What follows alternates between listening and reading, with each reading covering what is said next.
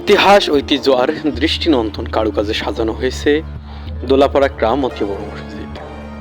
দূর থেকে এক নজরে দেখলে যে কাউরে প্রাণ কেড়ে নেবে সেই মসজিদের সৌন্দর্য।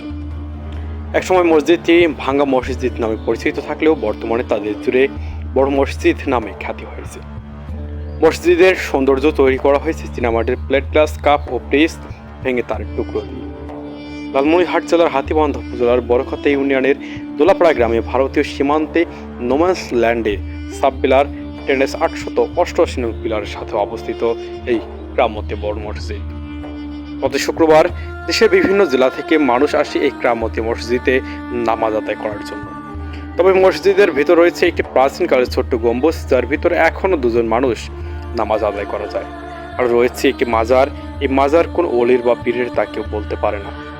যদিও মসজিদটি নোম্যান্স ল্যান্ডে এবং পুরুষদের উজুখানা বাংলাদেশের ওপারে, কিন্তু মহিলাদের উজুখানা ভারত বাংলাদেশ শূন্যরেখার উপর অবস্থিত। গত শুক্রবার প্রায় 3 থেকে 4 হাজার নারী পুরুষ ক্রামতি বড় মসজিদে আসে নামাজ আদায় করতে। নামকরণ রয়েছে কোনো ব্যক্তি যে কোনো নিয়তে এই মসজিদে নামাজ আদায় করলে তার নিয়ত আল্লাহ তাআলা পূরণ করেন। ঢাকা থেকে এসে একদল ইতিহাসবিদ তাদের গবেষণায় বলেছেন, মসজিদটির ভিতরে থাকা প্রাচীনকালের মসজিদটি 1200 বছরের পুরনো।